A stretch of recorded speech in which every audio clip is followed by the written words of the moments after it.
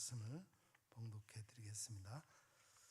주 여호와께서 내게 이와 같이 보이셨느니라. 보라, 여름 과일 한 광주리이니라. 그가 말씀하시되 아모스야, 내가 무엇을 보느냐? 내가 이르되 여름 과일 한 광주리니이다 하매 여호와께서 내게 이르시되 내 백성 이스라엘의 끝이 이르렀은즉 내가 다시는 그를 용서하지 아니하리니 그날의 궁전의 노래가 애곡으로 변할 것이며 곳곳에 시체가 많아서 사람이 잠잠히 그 시체들을 내어 버리리라. 주 여호와의 말씀이니라. 아멘.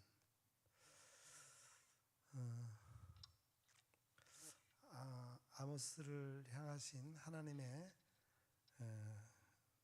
네 번째 환상인데 내용이 조금 다소 좀 굉장히 무섭습니다.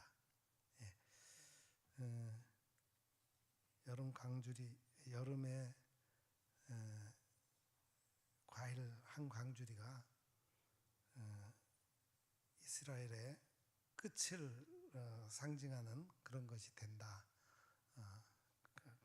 그렇게 아주 무서운 말씀인데 저는 오늘 이 본문 말씀을 가지고 여름철의 신앙관리라고 하는 제목으로 여러분과 함께 은혜를 나누고자 합니다. 여름이라고 하는 단어는 히브리어로 카이츠라고 하는 말입니다. 카이츠. 카이츠는 원래 카차츠라는 동사에서 파생된 말입니다. 카차츠는 무슨 뜻이냐면은 자르다, 잘라내다, 따다, 그런 뜻입니다. 팔레스타인의 여름철은 무성한 엉겅퀴를 잘라내고 탐스럽게 익은 여름 과일을 수확하는 계절이라고 하는 의미에서 카이츠라는 말을 사용한 듯합니다. 그러므로 여름은 힘겨운 계절인 동시에 즐거운 계절이기도 합니다. 위험한 계절인 동시에 기회의 계절이기도 합니다. 그러므로 여름이 우리에게 복이 되느냐 화가 되느냐는 오로지 우리 자신들에게 달려 있습니다. 아모스 선지자가 본 이 네 번째 환상은 여름 과일 한 광주리였습니다. 하나님께서 아모스야, 내가 무엇을 보느냐? 라고 질문하셨고 아모스는 여름 과일 한 광주리니이다 라고 대답했습니다. 여호와께서 내게 이르시되 내 백성 이스라엘의 끝이 이르렀은즉 내가 다시는 그를 용서하지 아니하리니 그날의 궁전의 노래가 애곡으로 변할 것이며 곳곳에 시체가 많아서 사람이 잠잠히 그 시체들을 내어버리리라. 이는 주 여호와의 말씀이니라 라고 여름 과일 한 광주리에 대한 설명이 나옵니다. 여름 과일은 관리하기에 따라서 그 가치가 달라집니다. 잘만 관리하면 풍성한 여름을 지날 수 있습니다. 그러나 잘못 관리하면 과일이 상해서 그 상한 과일을 먹으면 몸을 상하게 해서 큰 고생을 할 수 있습니다. 아니면 버리지 않을 수 없게 됩니다. 구약 히브리어 원문으로 여름 과일이라는 말과 끝이라는 말의 의미 같다고 합니다. 그러니 여름 과일을 잘 관리하면 끝도 관리가 잘 된다는 뜻입니다. 마찬가지로 여름철 신앙 관리도 여름 과일 관리하는 것과 같이 신경 쓰지 않으면 안 됩니다. 여름철의 신앙 관리는 매우 중요합니다. 본문에 나오는 여름 과일 한 광주리와 같은 운명이 되지 않기 위해서는 여름철 신앙 관리를 잘 해야 합니다. 어떻게 관리를 하는가? 구체적으로 제가 오늘 네 가지를 말씀드리겠습니다. 첫째는 주일을 거룩히 지켜야 합니다. 그리스도인들은 주님의 날을 거룩히 지킴으로 하루하루를 가치 있고 보람 있게 살게 됩니다. 신앙생활의 가장 근본은 역시 주일을 제대로 지키는 일입니다. 모세 10계명 중에 제4계명에 안식일을 기억하여 거룩히 지키라, 엿새 동안은 힘써 내 모든 일을 행할 것이나 일곱째 날은 내 하나님 여호와의 안식일인즉 너나 내 아들이나 내 딸이나 내 남종이나 내 여종이나 내 가축이나 내 문 안에 머무는 객이라도 아무 일도 하지 말라.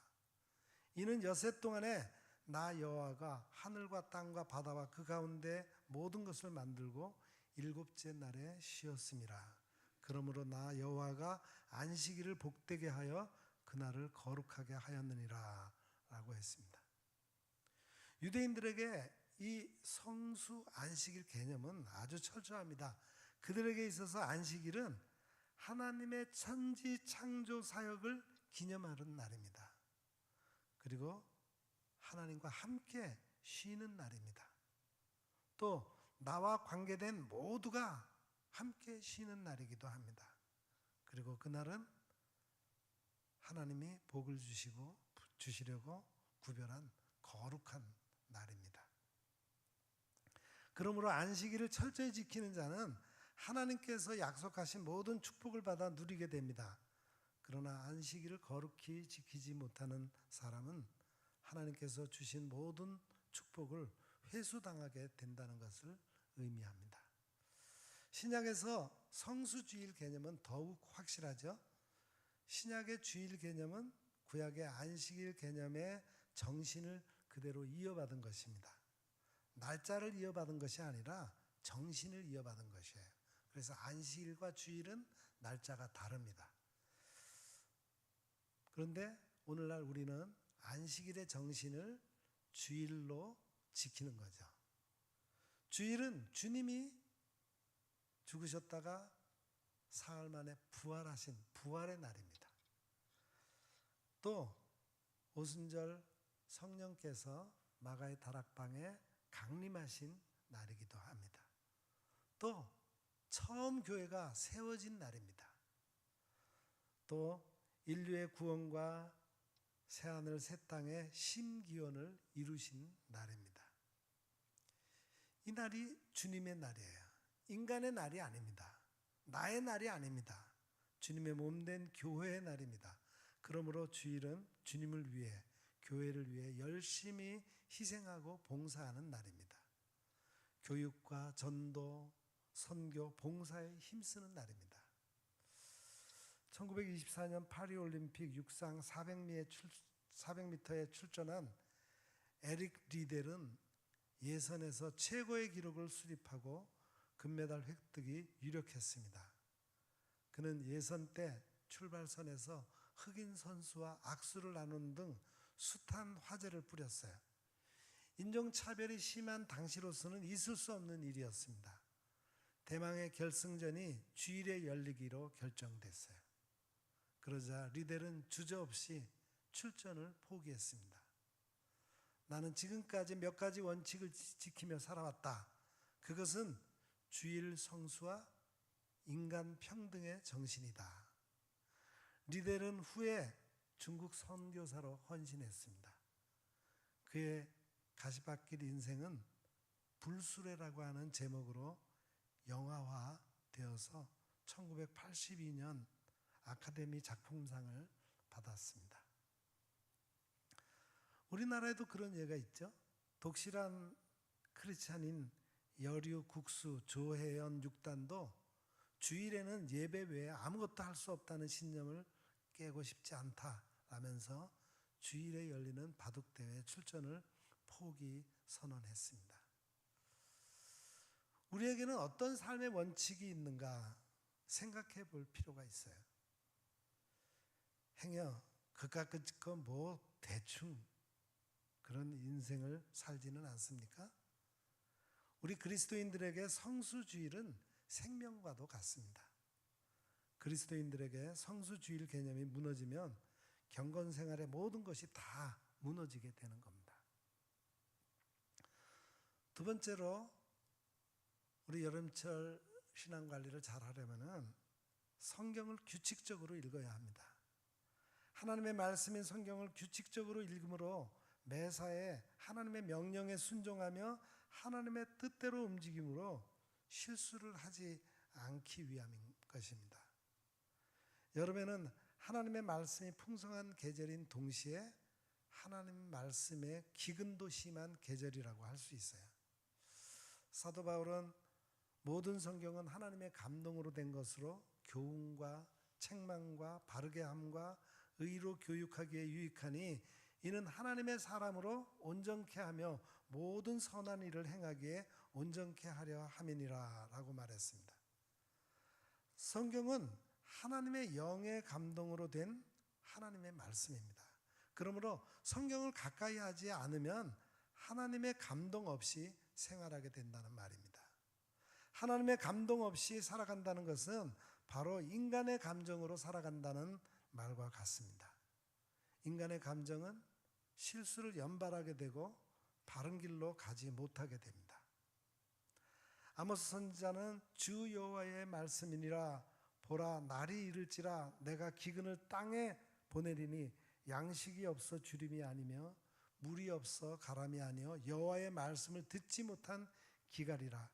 사람이 이 바다에서 저 바다까지 북쪽에서 동쪽까지 비틀거리며 여호와의 말씀을 구하려고 돌아다녀도 얻지 못하리니 그날에 아름다운 처녀와 젊은 남자가 다 갈아여 쓰러지리라. 그렇게 말했습니다.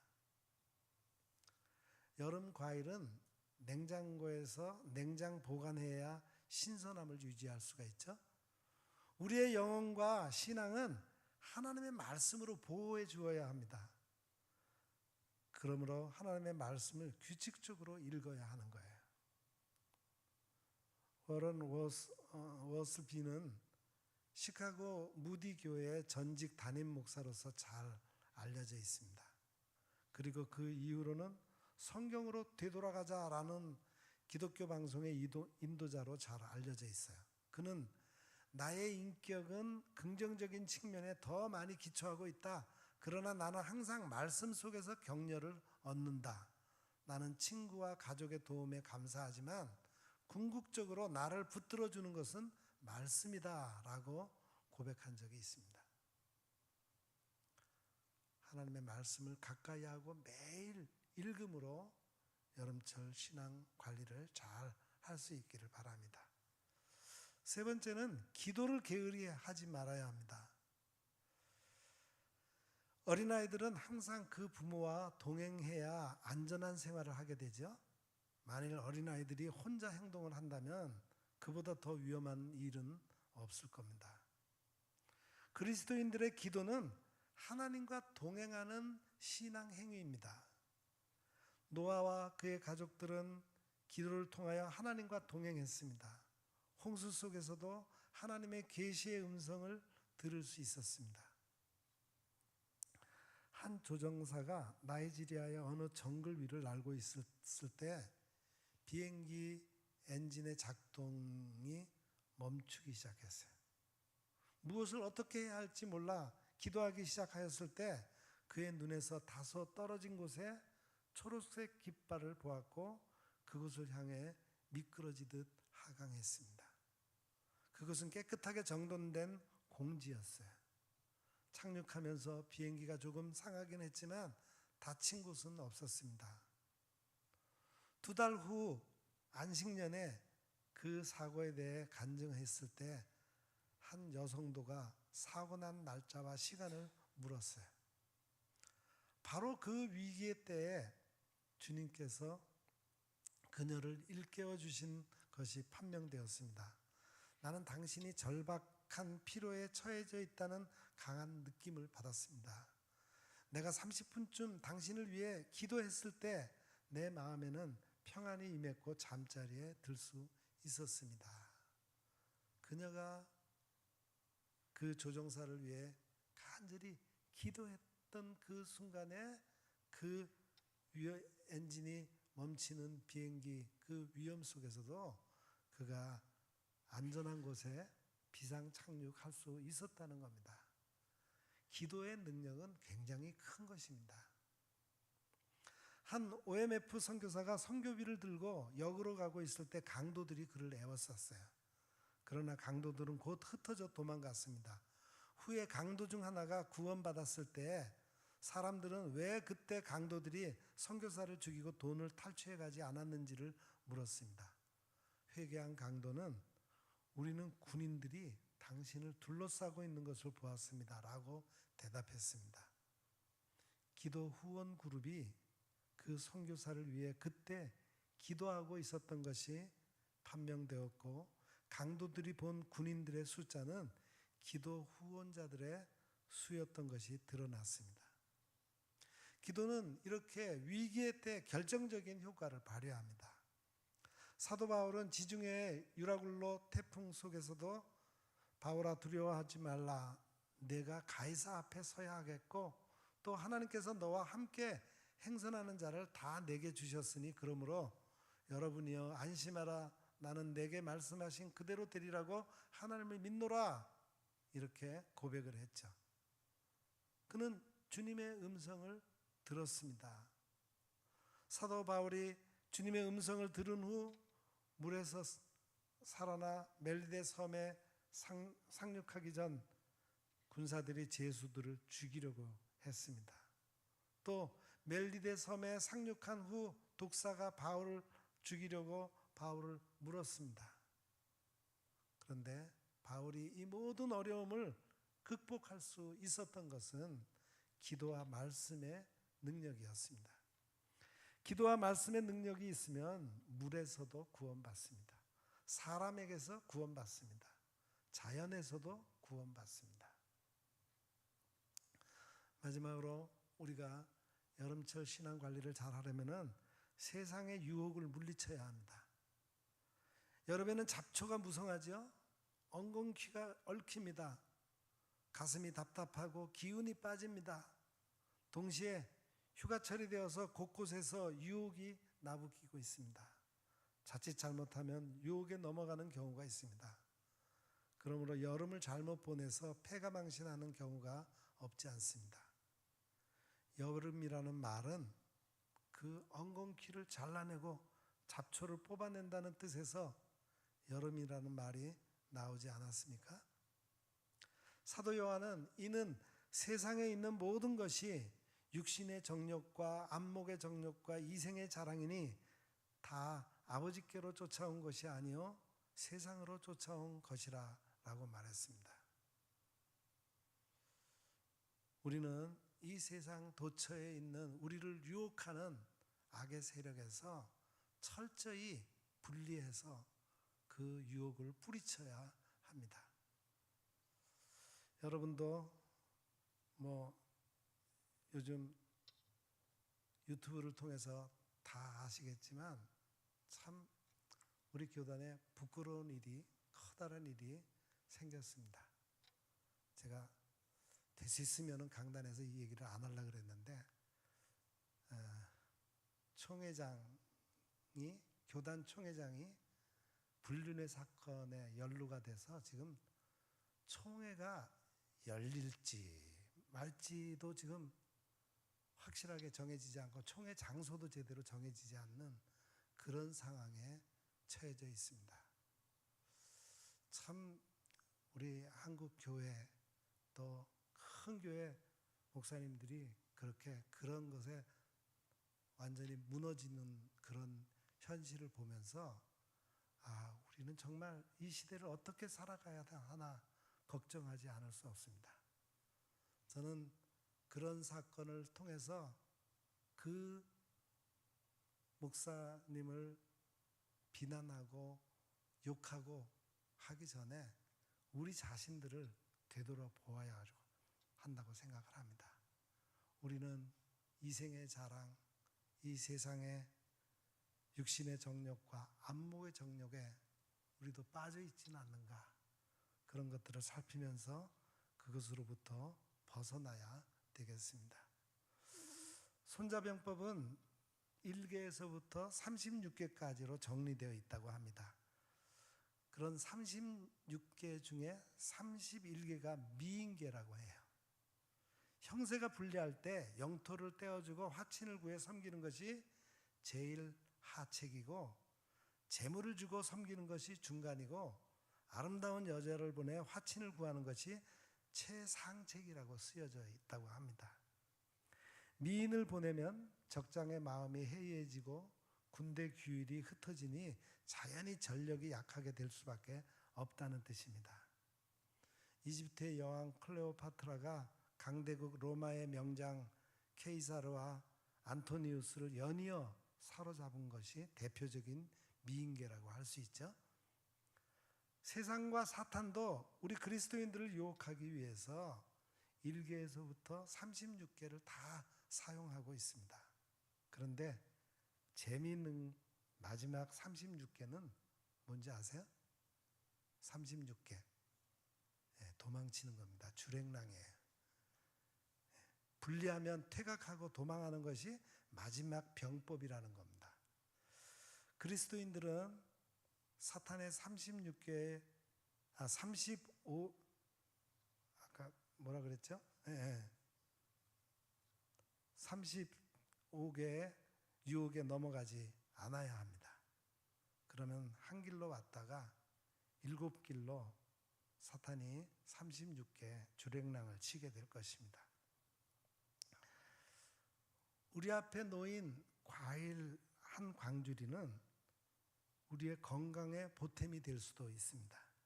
반면에 해가 될 수도 있습니다. 금년 여름은 우리에게 복이 될 수도 있습니다. 반면에 해가 될 수도 있습니다.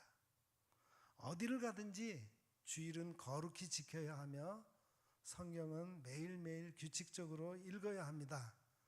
또 기도를 게을리해서는 안 되고 어떤 유혹이 와도 엉겅퀴 잘라내듯이 뿌리치고 거절할 때 아름다운 휴식의 여름, 열매 맺는 풍성한 계절, 끝이 좋은 계절이 되리라고 믿습니다.